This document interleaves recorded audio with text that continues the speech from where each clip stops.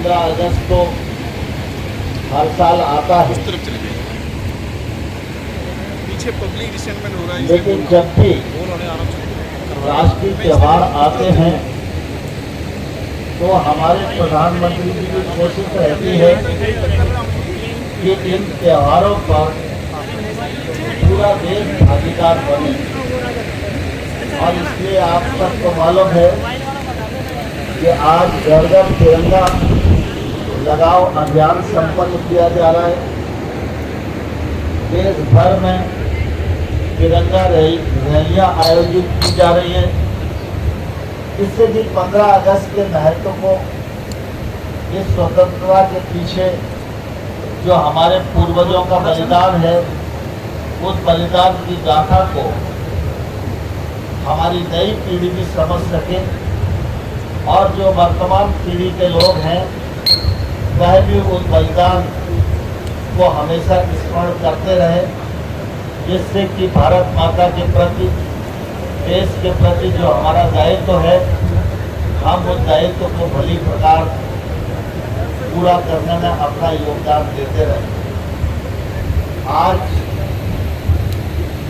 प्रधानमंत्री जी ने 15 अगस्त के इस शुभ अवसर पर लाल किले की प्राचीर से देश को अपना उद्बोधन दिया है।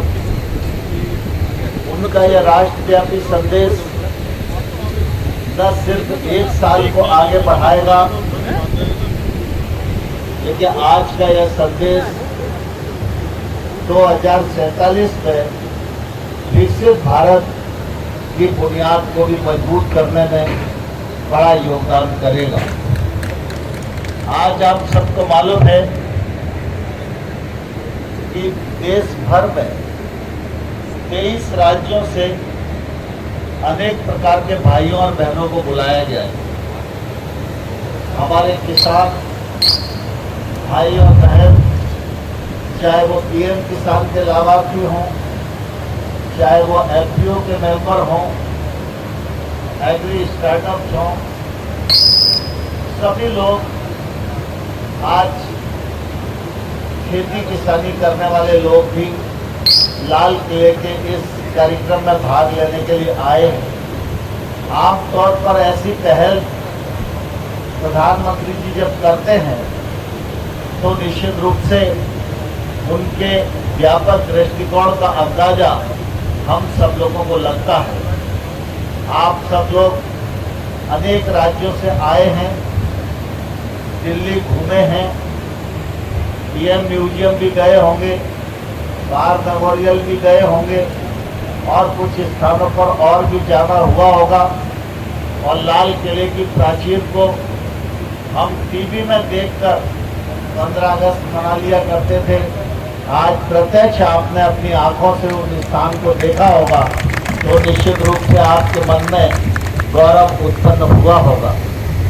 आज सिर्फ किसानी नहीं, देश भर से श्रमिक भी आए हैं। कोरोना के समय में हमारी नर्स बहनों ने काम किया है, वो भी 15 अगस्त के इस अवसर पर भाग लेने के लिए आए हैं।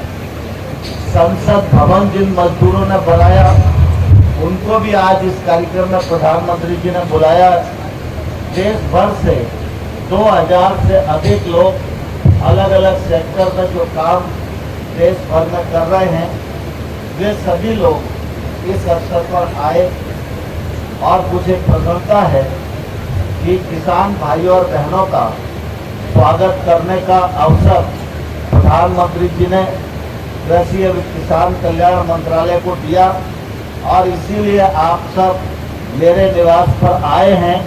हम तीनों मंत्री और कृषि विभाग का पूरा अमला आप सबका हृदय से बहुत बहुत स्वागत करता है, बहुत बहुत अभिनंदन करता है।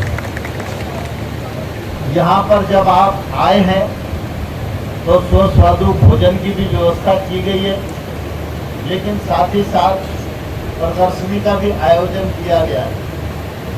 इस प्रदर्शनी का भी आप लाभ लेंगे तो निश्चित रूप से खेती के क्षेत्र में आगे काम करना और आसान हो जाएगा। हम सब इस बात को भली भांति जानते हैं कि हमारे देश की अर्थव्यवस्था में कृषि का बड़ा योगदान है। किसान के पसीने की बूंद जब खेत में गिरती है तभी 140 करोड़ लोगों के पेट की आग बुझती है। और आज तो हम सबका सौभाग्य है कि हमारे किसानों ने इतना परिश्रम किया, इतना नवाचार किया, उसके परिणाम स्वरूप हमारा उत्पादन बेतहाशा बढ़ा है। खाद्यान्न उत्पादन में भी हम बहुत आगे हैं। बागवानी के उत्पादन में, दूध के उत्पादन में, पशुपालन में, मत्स्य पालन में, हर चीज में भारत की भूमिका आज अग्रणी है।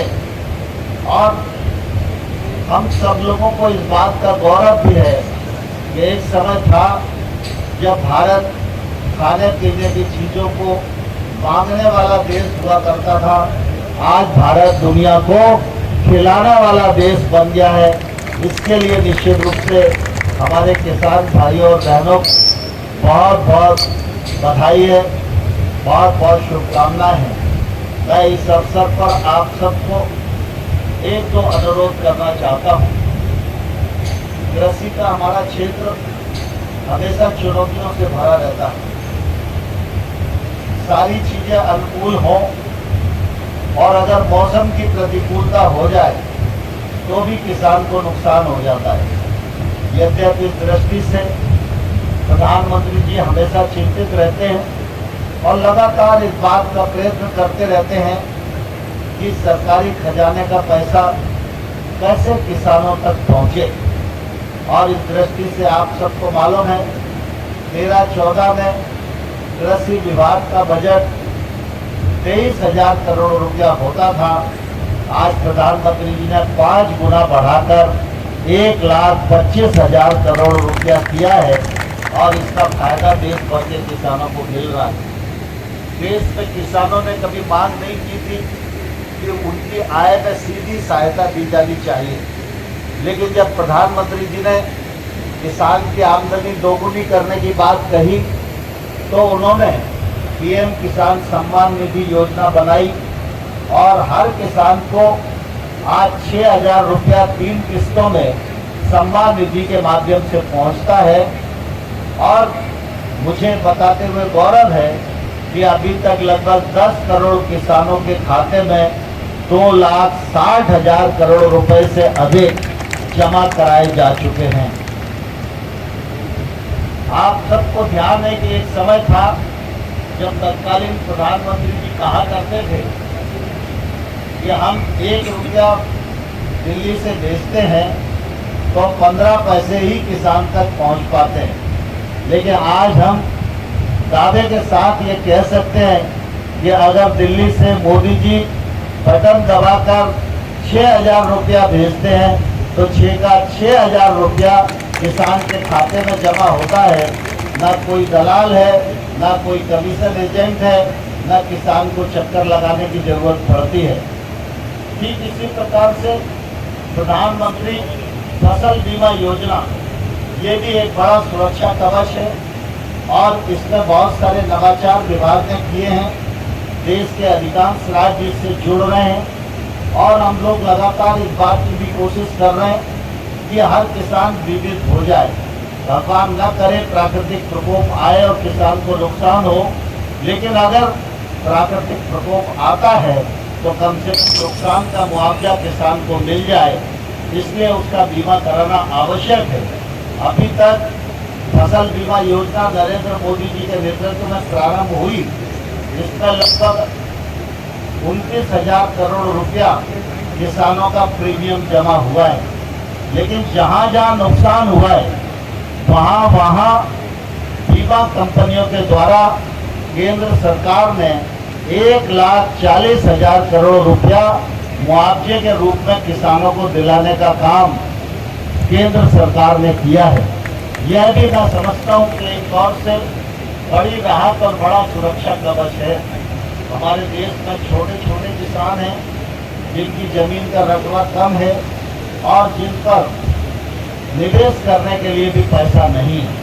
और इसलिए 10,000 नए एफपीओ बनाने का काम भी भारत सरकार ने प्रारंभ किया और इन 10,000 एफपीओ के कार्यक्रम में 6,865 करोड़ रुपया भारत सरकार खर्च कर रही है।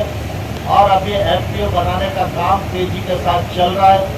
इन एफपीओ के माध्यम से छोटे छोटे किसान समूह के रूप में जुड़ें और टेक्नोलॉजी का उपयोग करें और इकट्ठा होकर जो आदान है उसको वो थोक भाव में खरीदें, जिससे कि पैसे की भी बचत हो।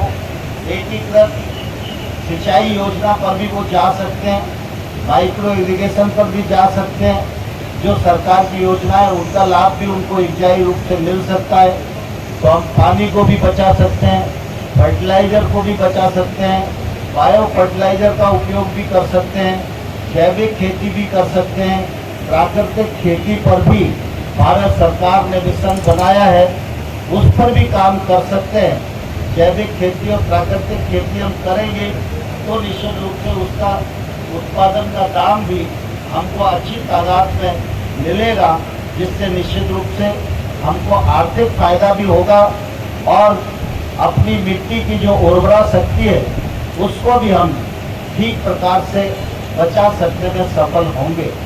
भारत सरकार राज्य सरकारों के साथ मिलकर कृषि के क्षेत्र में लगातार काम कर रही है। आज स्वतंत्रता दिवस का अवसर है, आप सब लोग यहाँ पधारे हैं। मैं आप सबका हृदय से बहुत बहुत स्वागत करता हूँ और आपकी इस यात्रा की सफलता की कामना करता हूँ। बहुत बहुत धन्यवाद, बहुत बहुत स्वागत। भारत माता की, भारत माता की, भारत माता की। बहुत बहुत धन्यवाद।